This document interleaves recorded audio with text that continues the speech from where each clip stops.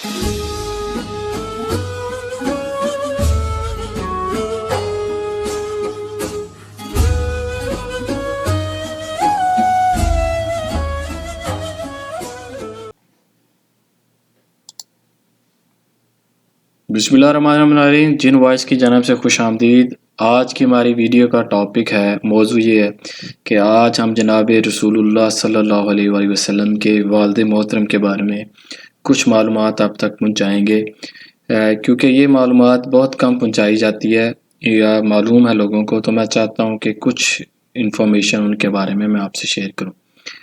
नबी पाक सल्लम के वालिद का नाम अब्दुल्ला था, इनकी वालदा का नाम फ़ातिमा था। ये भी बात काबिल गौर है कि नबी पाक सल्लम की दादी का नाम फ़ातिमा था और वो उमरू बिन आयद बिन अमरान बिन मखजूम बिन यकज़ा बिन मरवा की साहबजादी थी, यानी ये उनका हिजरा नसब है।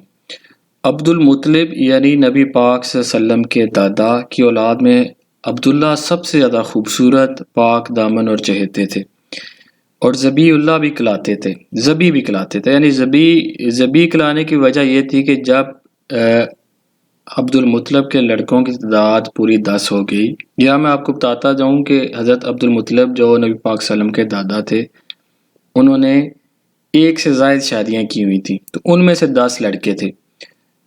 ये तादाद सही से मालूम नहीं है, लेकिन इतना पता है कि हज़रत अब्दुल मुत्तलिब ने एक से ज़ायद शादियां की हुई थी, प्रोबेबली 2 या 3। तो जब उनके बच्चे यानी लड़कों की तादाद 10 हो गई, तो ये एक रवायत चल रही थी अरबों में कि जब 10 लड़के हो जाते तो वो 10 लड़के एक बहुत ज़्यादा तादाद है, तो ये किसी भी ख़ानदान या कबीले को संभालने के लिए काफ़ी होते हैं। तो एक लड़के की वो नज़र अल्लाह के रास्ते में करते होते थे। ये एक उनकी ट्रेडिशन थी अरबों की, ख़ुसूसी मक्का वालों की। तो हज़रत अब्दुल मुत्तलिब ने भी अपनी नज़र, यानी उन्होंने कहा कि मैं भी नज़र करूँगा एक लड़के को।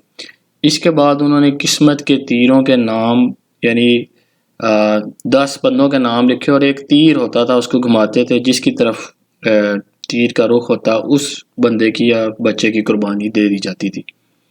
तो उसके लिए वहाँ पे एक ख़ास किस्म का बंदा, उसका नाम होता था कीम, हुबल का कीम, यानी एक ख़ास, जिस तरह आजकल कैसीनोज होते हैं इस तरह एक जगह थी, वहाँ वो फाल निकालने वाला बैठा होता। उसके पास गए, उसको कहा कि आप तीरों पे लड़कों के नाम रखे, और वो वहाँ पे कुरा निकाला। जब कुरा निकला तो हज़रत अब्दुल्ला रज़ी अल्लाह ताला अन्हु के नाम का निकला।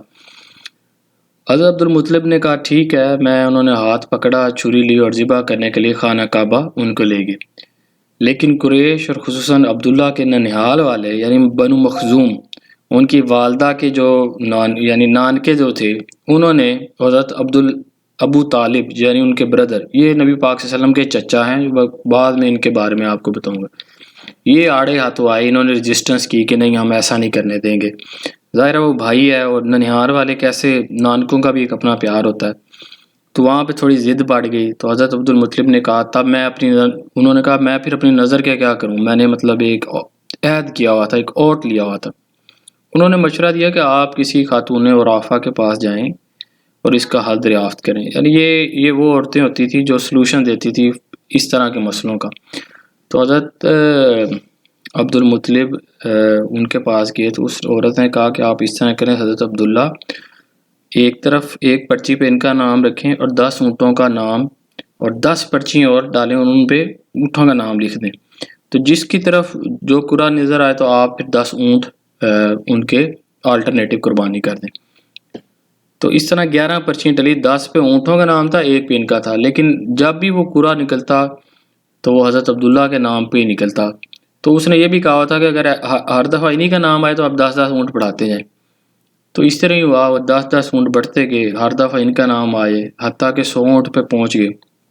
100 ऊँटों के जब 100 ऊँटों की तादाद हुई तो फिर ऊँटों का नाम आया, और इस तरह इन्होंने ऊँटों की कुर्बानी दी।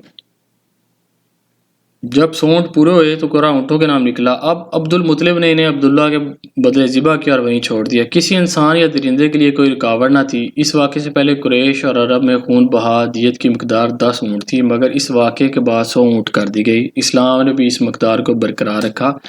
نبی کریم صلی اللہ علیہ وآلہ وسلم سے آپ کا ارشاد مروی ہے کہ میں 2 ذبیح کی اولاد ہوں، یعنی ایک حضرت اسماعیل علیہ السلام اور دوسرے آپ کے والد حضرت عبداللہ علیہ السلام۔ عبد المطلب نے اپنے صاحبزادے حضرت عبداللہ کی شادی حضرت آمنہ کا انتخاب کیا، جو وہب بن عبد المناف کی صاحبزادی تھی اور نسب اور رتبے کے لحاظ سے قریش کے افضل ترین خاتون شمار ہوتی تھی۔ ان کے والد نسب اور شرف دونوں حیثیت سے بنو زارہ کے سردار تھے۔ وہ مکہ ہی میں رخصت ہو کے حضرت عبداللہ کے پاس آئیں، مگر تھوڑے عرصے بعد عبداللہ کو عبد المطلب نے کھجور لانے کے لیے مدینہ بھیجا اور وہیں ان کا انتقال ہو گیا۔ اچھا، میں یہاں پہ لوگوں کو بتانا چاہوں گا کہ دیکھیں یہ کتنی پیاری چین ہے کہ رسول اللہ صلی اللہ علیہ وسلم ابھی دنیا میں آئے نہیں اور آپ کے پیدائش سے پہلے آپ کے والد کی وفات ہو جاتی ہے، لیکن وفات مدینہ شریف میں ہوتی ہے، اور بہت کم لوگوں کو اس چیز کا پتہ ہے کہ دیکھو مدینے سے نسبت ان کے والد سے چلی آ رہی ہے، والد کی وفات مدینہ شریف میں ہوئی ہے۔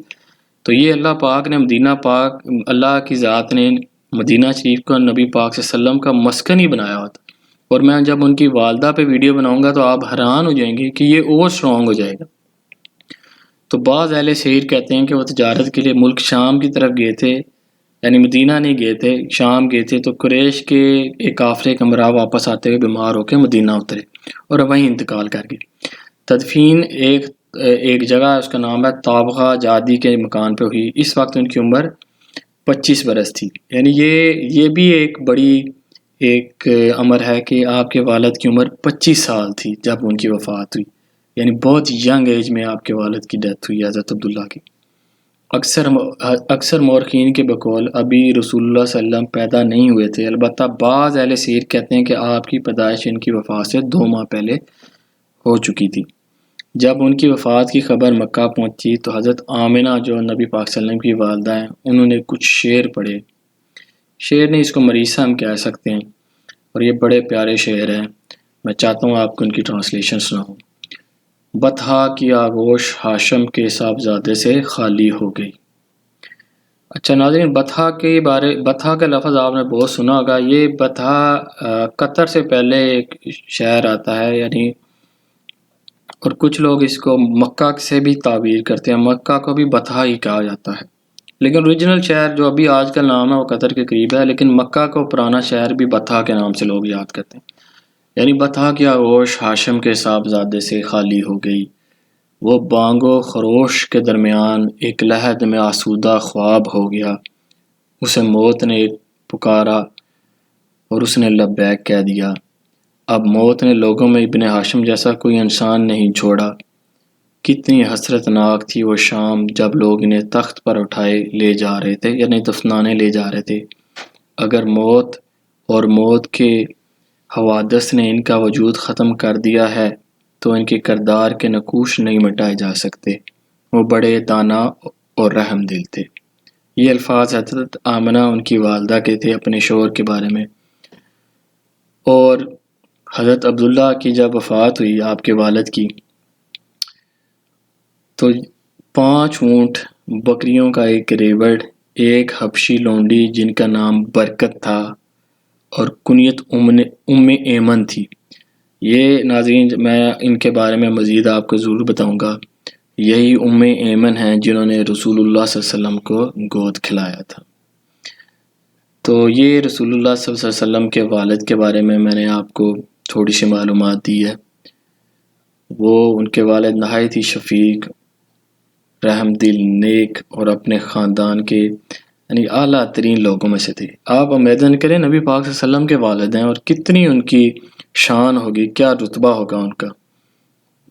والد تو سب کے ایک جیسے ہی ہوتے ہیں، اور رسول اللہ صلی اللہ علیہ وسلم کے والد، میں چاہتا ہوں کہ لوگ ان کا والد اس ویڈیو کے اینڈ پہ ان کے والد پہ درود شریف پڑھیں، کیونکہ ان کی آل، ہم درود شریف پڑھتے ہیں تو رسول صلی اللہ علیہ وسلم کے مطلب آل اور آپ کی ساری اس میں حضرت ابراہیم علیہ السلام تک شجرہ نسب چلا جاتا ہے، اور ان کی بخشش 1 دفعہ سورہ فاتحہ، 3 دفعہ الحمد کل اللہ احد، سورہ فاتحہ کے ساتھ آپ سورہ اخلاص پڑھ کے ان کے والد صاحب کے لیے دعا کریں۔ اس طرح ان کے اللہ پاک درجات بلند کریں اور آپ کو بھی ثواب دارین حاصل ہوگا۔ شکریہ۔